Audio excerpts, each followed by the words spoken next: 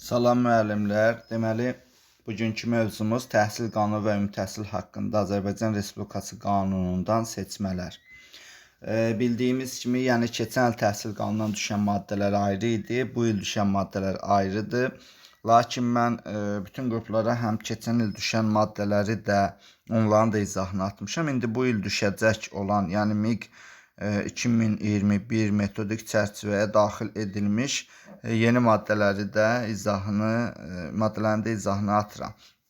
Nə üçün belədir? Məsələn, keçən il peşə təhsilindən olan maddə var idi. Yəni əlavə edilmişdi, yəni suallar da düşürdü. Bu il burada yoxdur, amma biz bilirik ki, MİQ imtahanından nəticə toplamış müəllim peşə məktəbində də işləyə bilər. Ona görə də yəni həmin maddələrin də qalması məncə məqsədə uyğundur. Digər hansı maddələr də əlavə olunub, o maddələr haqqında indi məlumat verəcəm. Deməli, Tayimin kitabından biz baxırıq ki, əlavə olunan maddələr haqqında burada yazılıb. Yəni, ən yaxşı vəsait olan bu gün üçün MİQ metodik çərçivəni tam əhatə edən vəsait kimi Tayimi biz götürürük. Deməli, burada biz baxırıq ki, əvvəlində elə bir dəyişiklik yoxdur. Əvvəlcə təhsil qanunundan olan deməli baxırıq, maddələrə baxacağıq. Bir də Konstitusiyanın 42-ci maddəsi yenə də əvvəlki kimi təhsil hüququ haqqındadır. Deməli, təhsil qanunundan seçmələrdə maddə 12. Təhsilin formaları əvvəl də var idi. Təhsilin Azərbaycanda 3 forması var: formal, qeyri-formal, informal.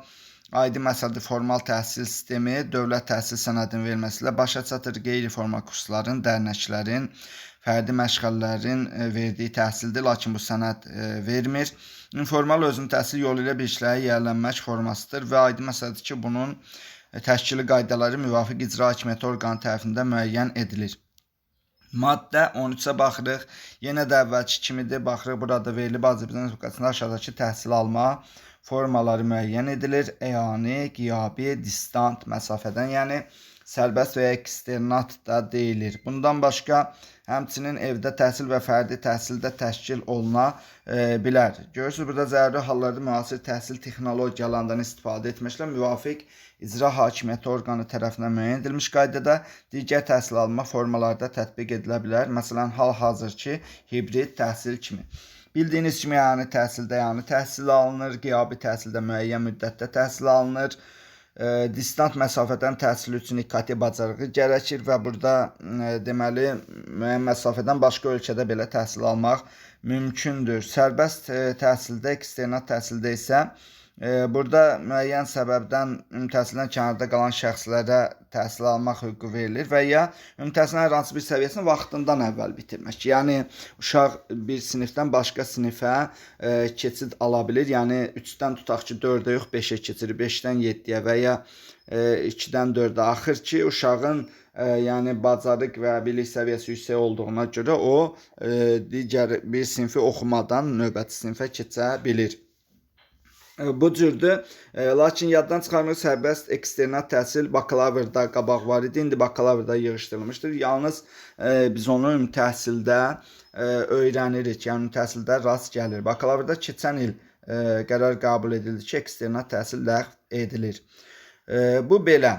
Deməli, digər təhsil alma formalarından evdə təhsil, fərdi təhsil haqqında desə, evdə təhsil bu aydın məsələdir ki, fiziki və zehni qüsuru olan uşaqların, məktəbə gəlmə imkanı olmayan uşaqların evdə təhsilin təşkil olunmasıdır. Fərdi təhsil isə xüsusi istedadı olan uşaqlara əlavə təhsil deməkdir ki, bunu yəni bəzən qarışdırırlar evdə təhsillə, fərqli bir təhsil alma formasıdır. İndi bu təhsil qanunundan gördünüz nə qədər azdır. Cəmi 2 dənə əsas maddə haqqında danışdıq. Ümumi təhsil haqqında qanun isə bu sırf orta məktəblər üçün qanundur. Təzə qəbul edilmişdir. Biz qalanına təhsil qanununda artıq baxmırıq. Məsələn, biz təhsil alanın hüquq və vəzifələrinə təhsil qanununda baxırdıq. İndi isə ümumi təhsil haqqında qanunda baxırıq. Çünki təhsil qanununda olan fikirlər həm orta məktəbə, həm orta məktəb müəllimlərinə, şagirdlərinə, peşə məktəbinə müəllim şagirdlərinə, həm də ali məktəblərə aiddir. Amma biz bilirik ki, MİQ imtahanı ali məktəbə qəbulu təmin etmədiyinə görə biz məsələn ora aid olanları öyrənməyə bilərik. Yəni bizim əslində qalsa ona ehtiyacımız yoxdur. Bu mənada aydın məsələdə bizə əsas lazımdır ümumi təhsil haqqında qanundan seçmələr. Yəni hamısını sadə desək, orta məktəb haqqında qanun layihəsi və bu qanundan daha doğrusu qəbul edilmişdir. Qanundan seçmələr. İndi maddə 9, məsələn bu qanunda seçmələrdə maddə 9 ümumi təhsil proqramı kurikulumdur. Yəni ümumi təhsildə orta məktəb proqramında səviyyələr üzrə ümumi təhsil məzmunu müəyyənləşdirilir. Dövlət standartlarının ümumi təhsil məzmununa dair tələblər, qanundakı tələblər nəzərə alınmaqla yenə də müvafiq icra hakimiyyəti orqanının müəyyən etdiyi qurum tərəfindən təsdiq. Bundan sonra ancaq qurum deyəcəyik, yəni sadə olsun. Yəni bu cür müəyyən edilir. 9.3 ümumi təhsil proqramına kurikuluma daxildir. Nələr? Bax biz təhsil proqramına kurikuluma daxil olanları deyirdik ki, ümumi təlim nəticələri, ümumi təhsil səviyyələri üzrə tədris olunan fənlər, həftəlik dərs və dəstənkarı saatları miqdarı, pedaqoji prosesin təşkili, prinsipləri, şagirdin əməliyyatının qiymətləndirməsi və monitorinqi. O təhsil proqramında idi. İndi biz burada isə deyirik ki, daha doğrusu ümumi təhsil haqqında dövlət standartları proqramları sənədindəki ümumi təhsil proqramında idi. Amma indi biz ümumi təhsil proqramına, ümumi təhsil haqqında qanunda baxırıq ki, buna nə daxildir?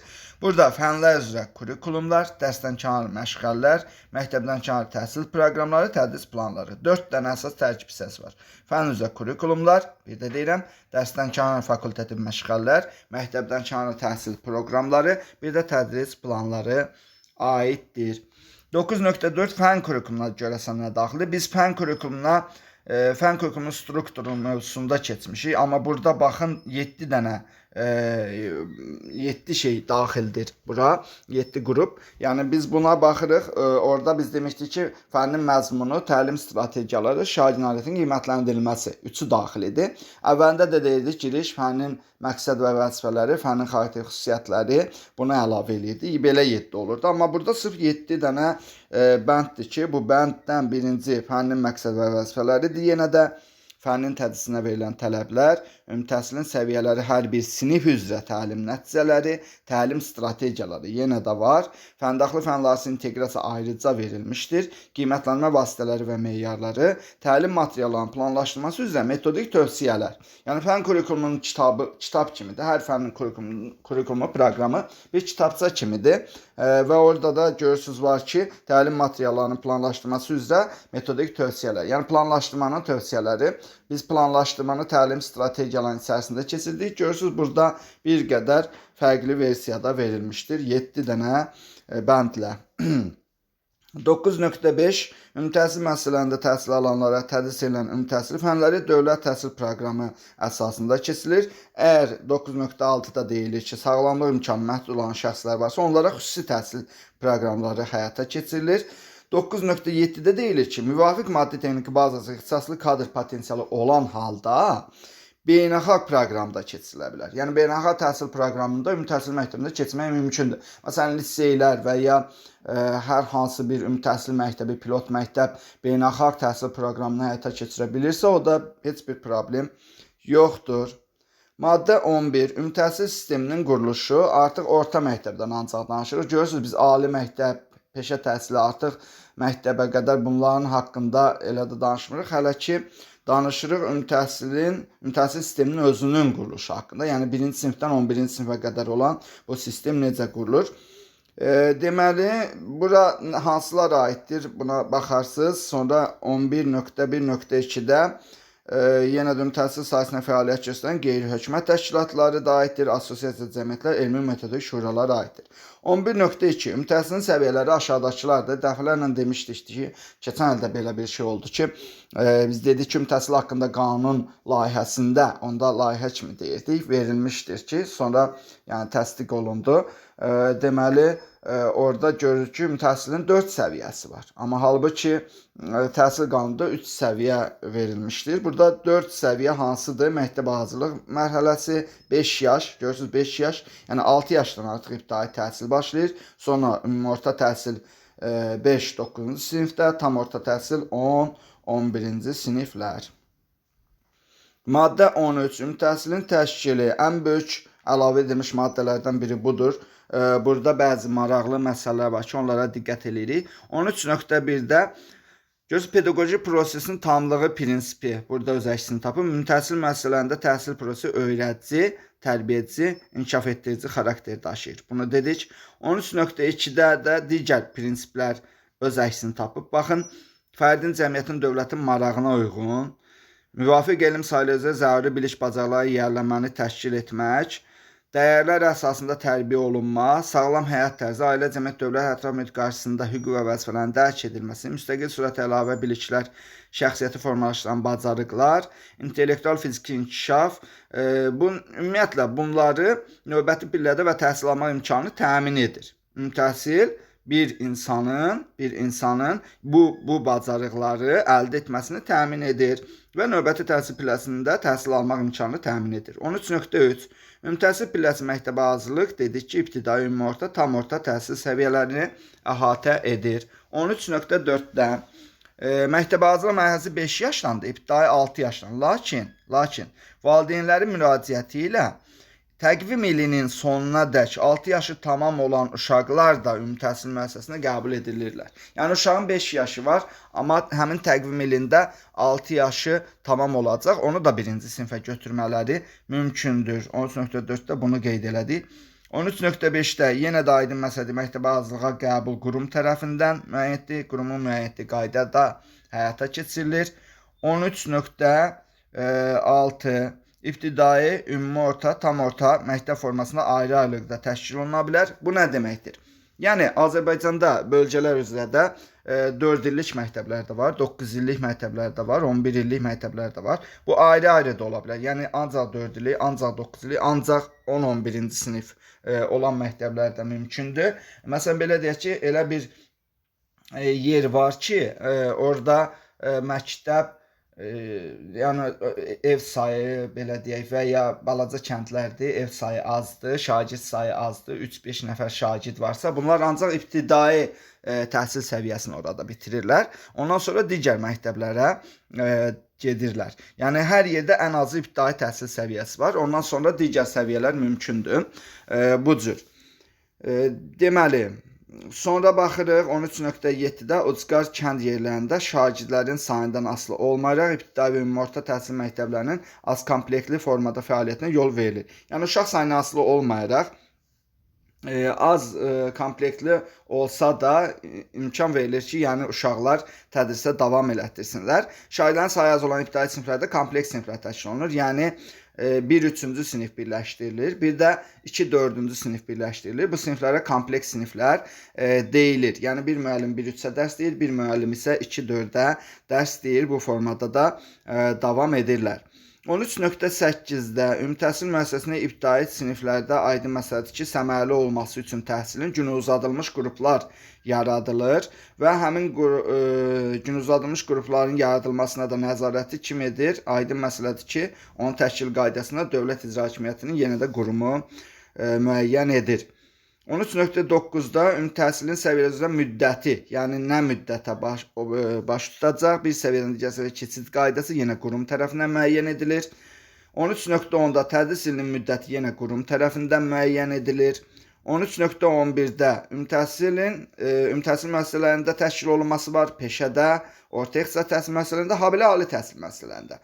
Bu nə deməkdir? Bu o deməkdir ki, yəni həm adi məktəblərdə ümumi təhsil təşkil olunur, peşə məktəblərində də, yəni 9-cu sinifdən bir uşaq çıxıb gedirsə peşə məktəbinə, o 10-11-ci sinifin ümumi təhsil proqramını da əldə edir. Yəni orada da təşkil olunur. Həmçinin 9-cu sinifdən tutaq ki, kollecə gedirsə, orada da 10-11-ci sinifin nəzəri biliklərini, praktik nəzəri biliklərini əldə edir. Yəni bu aydın məsələdir. Bir də ali təhsil müəssisələrinin tabeliyində yaradılan məktəblərdə həyata keçirilə bilər. 13.12-də ümumi təhsil sistemində təhsil alanların idman yaradıcılıq qabiliyyətini inkişaf etdirmək məqsədilə məktəbdən kənar təhsil proqramları. Hansıdır bunlar? Yaradıcılıq inkişaf mərkəzləri, ekologiya, turizm mərkəzləri, uşaq gənclər idman, şahmat mərkəzləri və s. Bu cürdə təşkil edilə bilir. 13.13 Ümumi təhsil, ibtidai təhsil, ümumi orta təhsil, tam orta təhsil proqramları əsasında həyata keçirilir dedik. 13.14-də ibtidai təhsildə olan bacarıqlar qeyd olunub. 13.15-də ümumi orta təhsil haqqında bacarıqlar qeyd olunub. Yəni ümumi təlim nəticələri. 13.16-da tam orta təhsil haqqında bacarıqlar qeyd olunur. Yəni hansı bacarıqlar uşaqlara aşılanacaqdır. 13.17-də mülkiyyət növündən və tabeliyindən asılı olmayaraq bütün ümumi təhsil müəssisələrində təlim-tərbiyə prosesi dövlət təhsil standartına uyğun hazırlanmış və beynəlxalq səviyyədə akkreditasiya olunan müvafiq təhsil proqramları kurikulum əsasında həyata keçirilir. Yəni təsdiqlənmiş proqramlar əsasında həyata keçirilir. 13.18-də ümumi təhsilin tam orta, yəni 10-11-ci sinifində təhsil təmayüllər üzrə təşkil edilir. Yəni ya humanitar, ya texniki, ya təbiət və s. Bu təmayül sinifləri şagirdlərinin sayı ən azı 15 nəfər olmalıdır. Bu cür komplektləşdirilir.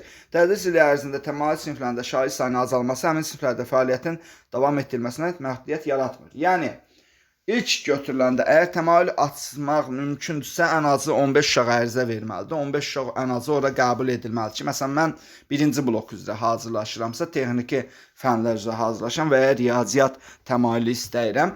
Və ya tutaq ki, məsələn, 3-cü qrup üzrədirsə, 3-cü blok üzrədirsə, mən humanitar fənləri seçirəm, humanitar təmayülü seçirəm. Bu zaman uşaqların qiymətləri də nəzərə alınır. Aşağı siniflərdən həmin fənləri necə oxumaqları nəzərə alınır.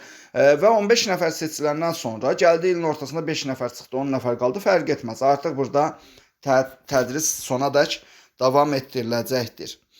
Bu deməkdir, 13.19-da ümumi təhsili xüsusi nailiyyətlərlə başa vuran məzunlar, yəni xüsusi nailiyyətlərə fərqlənmə attestatı tutaq ki, bitirən məzunlar qızıl və ya gümüş nişanla təltif olunur.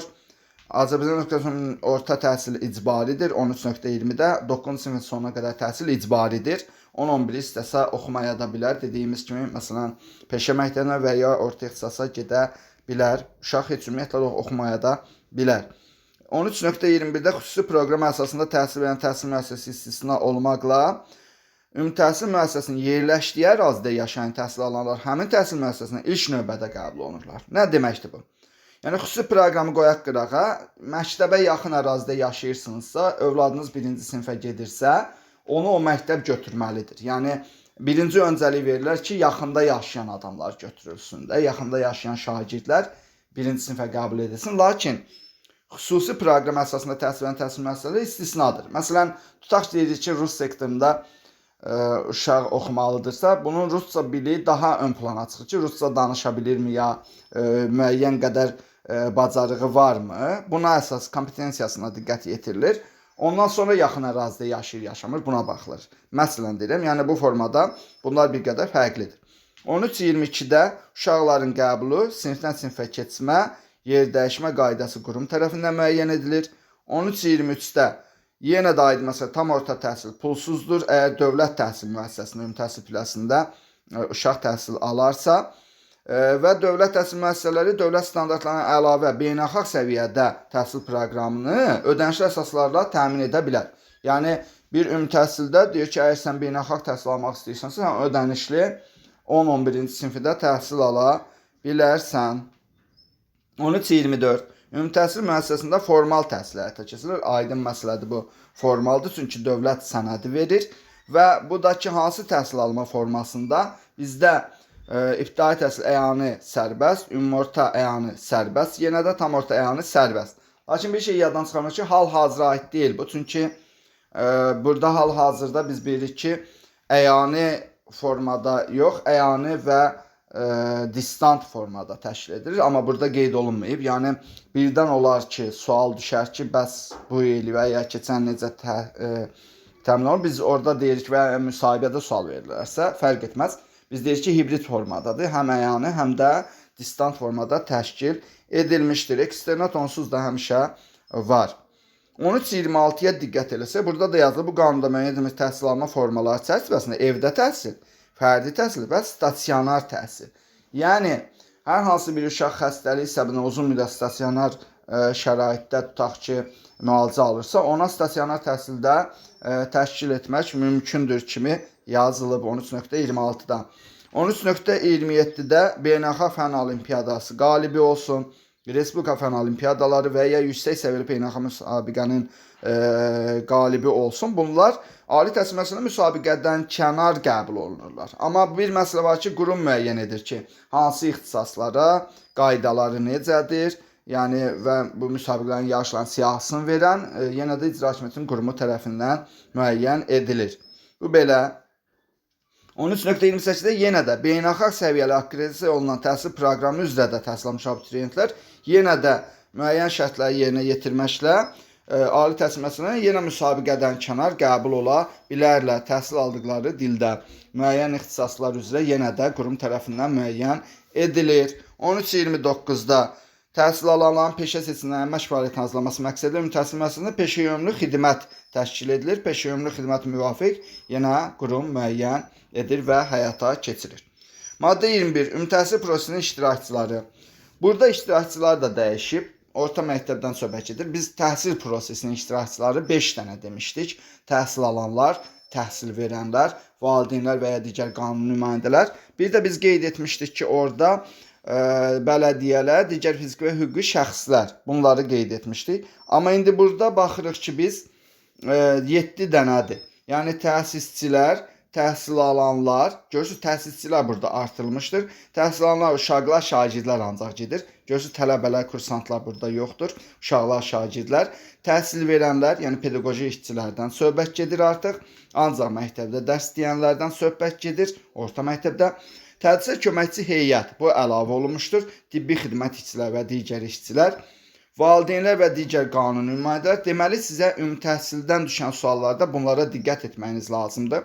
Təhsili idarə etmə orqanları, bələdiyyələr yenə də qalıb. Ümumi təhsil müəssisəsi ilə təhsil sahəsində əməkdaşlıq edən yenə də digər fiziki və hüquqi şəxslər. Maddə 22. Ümumi təhsil sahəsində təhsil alanın hüquq və vəzifələri. Yenə də gəldik çıxdıq hüquq və vəzifələrə. Yenə də əvvəlki kimi hüquqlar onlardır ki, siz hüquqlarınızı istəsəz həyata keçirərsiniz, tələb eləyərsiniz, istəsəz etməzsiniz. Vəzifə isə məcburidir. Yəni vəzifəni yerinə yetirmədikdə məsuliyyətə müəllim cəlb olunur. Buna diqqət etmək lazımdır. İndi təhsil alanın, yəni şagirdin və ya uşağın aşağıdakı hüquqları vardır. Bu hüquqlar görürsünüz burada qeyd olunub. Yəni buradan da biz bəzilərinə diqqət eləyəcəyik. Tutaq ki, burada qeyd olunub hüquqlardan yenə də bir dənə nümunə olaraq desək, biliyinin yenidən qiymətləndirməsini tələb etmək olsun, fəal iştirak etmək olsun, fikirlərini sərbəst ifadə etmək olsun, psixoloji yardım haqqında qanunla müəyyən edilmiş qaydada ödənişsiz psixoloji yardım alsın, məktəbin infrastrukturundan istifadə etməkdə hüququ var, təhsil müəssisəsinin imkanlarından istifadə etməkdə hüququ var, sosial mədəniyyətdən istifadə etməkdə hüququ var. Və burada 22.3 yenə də bununla bitiririk hüquqları. Ümumi təhsil müəssisələrində şagirdlərin təhsil prosesi ilə bağlı olmayan işlərə və tədbirlərə cəlb edilməsinə yol verilmir. Yəni buna uşağın öz könüllü olaraq ola bilər getsin, iştirak etsin hər hansı tədbirdə, amma məcburi olaraq onun başqa işlərə, yəni məktəbin tədbirlərindən başqa tədbirlərə cəlb olunmasına yol verilmir. 22.4 ümumi təhsil sahəsində təhsil alanın vəzifələri hansılardır? Burada görürsünüz dəyişiklik yenə də var. Məsələn 22.4.7-də, 22.4.6-da öz məktəb yoldaşları ilə təhsilə əməkdaşlıq etmək vəzifəsidir. Sağlam həyat tərzi keçirmək artıq vəzifəsidir. Qanunda nəzərdə tutulmuş digər vəzifələri yerinə yetirmək də burada var. Qalanlarda əvvəlki deməli təhsil qanunda olduğu kimidir, dəyişməyib heç nə.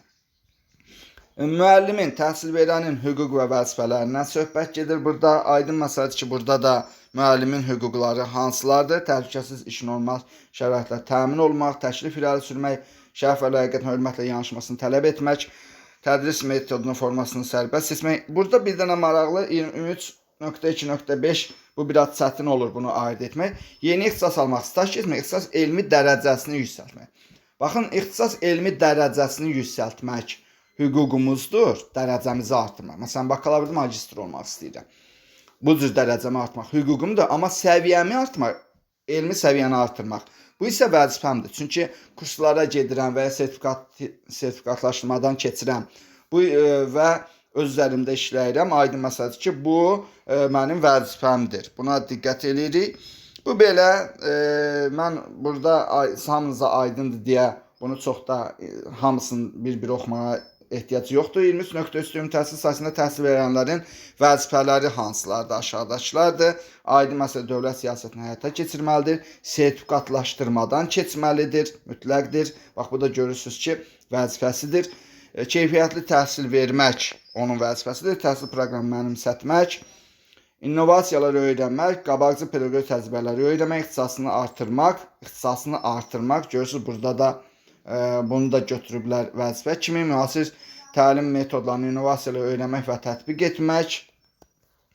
İxtisas artırma, o deməkdir, ixtisas artırma kurslarında yəqin ki, iştirak etməkdir. Burada söhbət hansı kurslardan gedir?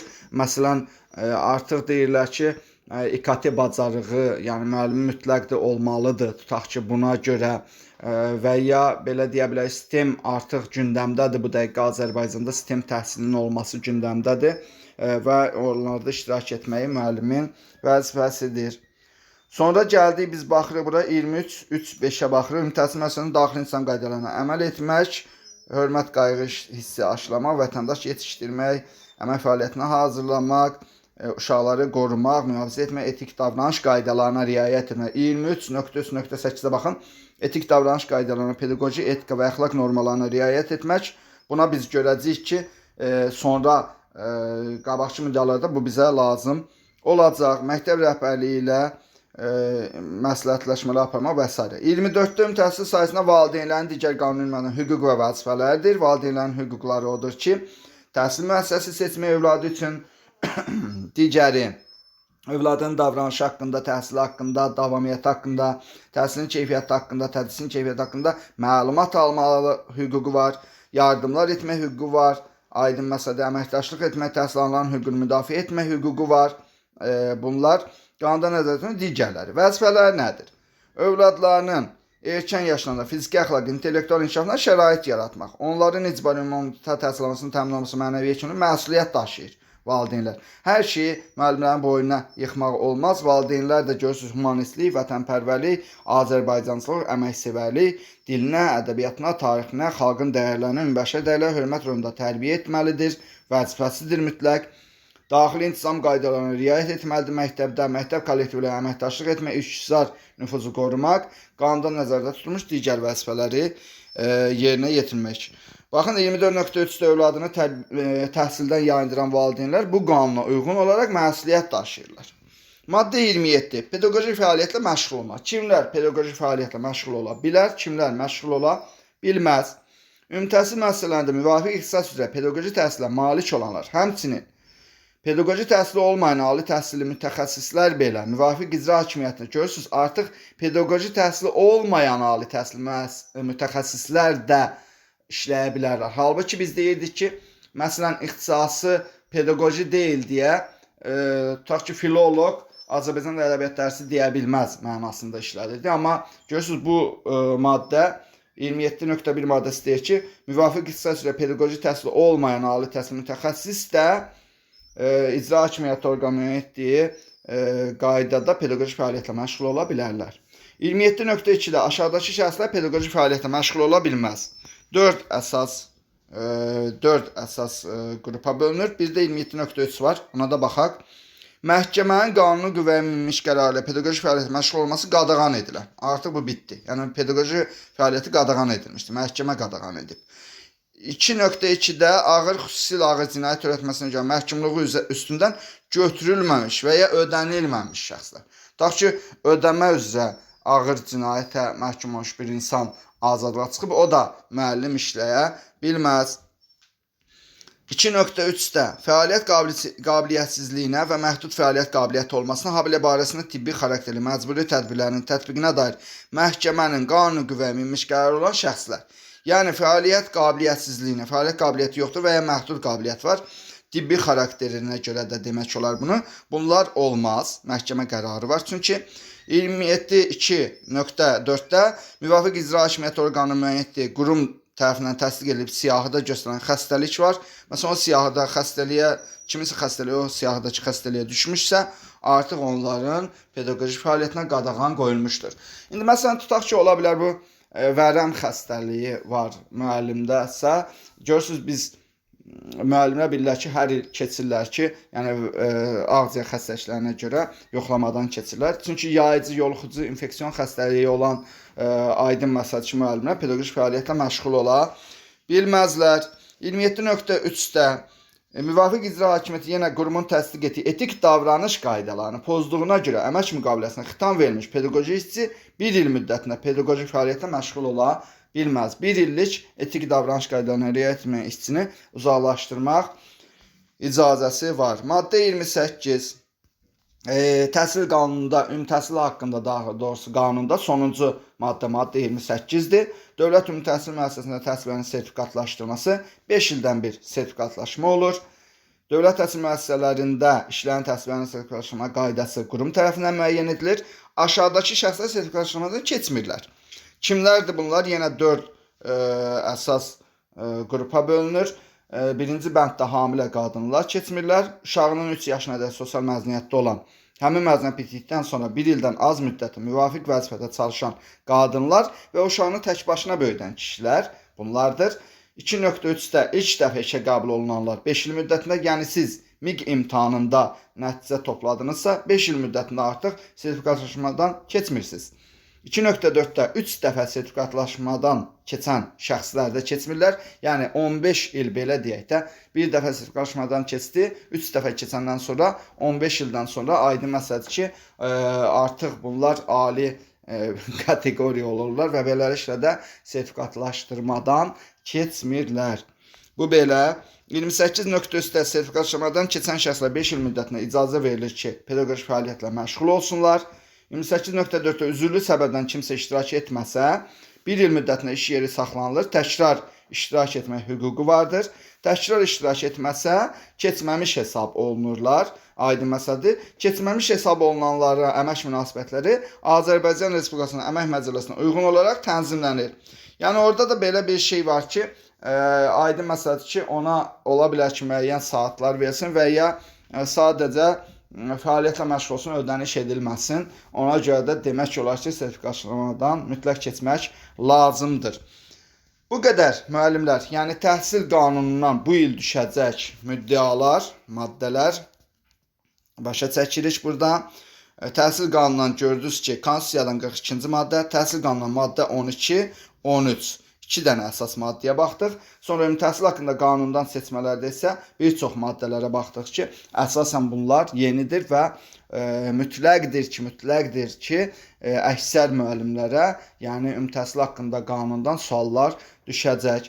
Nə sualınız olsa, hansı maddəni başa düşməsəz, izahda nəyi başa düşməsəz, müraciət eləyə bilərsiniz. Mən onu sizə təzədən izah edərəm. Buyurun.